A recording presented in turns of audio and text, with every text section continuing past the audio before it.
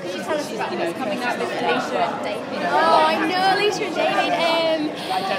At the moment, they're going their separate ways. You know, he proposed to Priya, so he may well get married. She is pursuing a new relationship with Dom, and that goes all a bit mental with his daughter and everything in the next few weeks. However, in my mind, I'm a hopeless romantic, and I would like to think that, you know, possibly by the end of the year, we may well get our happy ending. But then again, we might not. You know, the producers haven't quite made up their mind yet, so we'll just have to see. I mean, I'm a firm believer, like I said, in romance, and I'm like, please, I don't want to read that she's upset. I'm sick of crying. I want them to be happy now. What sort of feedback do you get from sort of people out and about? What do they think of the story?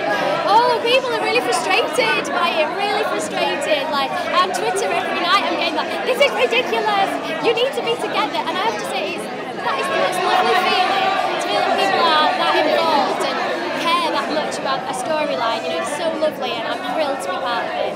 Do you think that Emmerdale does sometimes get overlooked for other folks?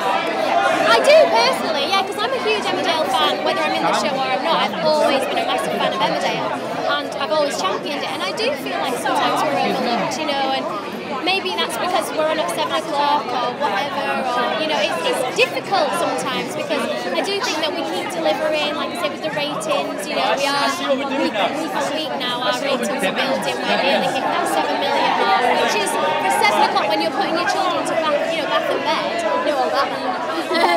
It's a hard time to catch up with something, so the fact that people are engaged in it is lovely, isn't it?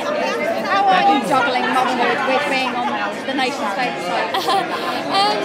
It has its moments, don't get me wrong, you know, I do get upset and I do miss my baby when I'm working, 7 till 7, 5 days a week, but at the same time I'm in a massively privileged position because I'm an actor and not many actors get to work 20 minutes away from where they live or where their family are and have a baby, so I'm equally thrilled, you know, and it's great, and I've got an amazing team around me in the sense of our producer's amazing, she's just fantastic, you know, my friends that are in the cast are brilliant, and the press team are brilliant, my husband's there, my mum, my mother-in-law, so yeah, I'm getting on, I'm doing well.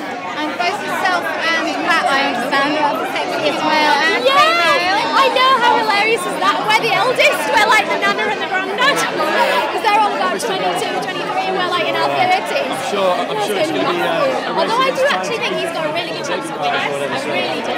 What makes him a sexy guy? What makes him sexy? What makes a guy sexy? Him. Matthew. I don't know. Like, no, Matthew's lovely. He's really sweet, you know, and I think that probably is a lot of his appeal, definitely. But for me, what makes a guy sexy is, I don't know, a sense of wisdom and experience, and blue eyes. I'm actually reeling off my husband's qualities right now. I'm just thinking, what makes my husband really sexy? Please say that. Yeah, him and Daniel Craig are my two favourites.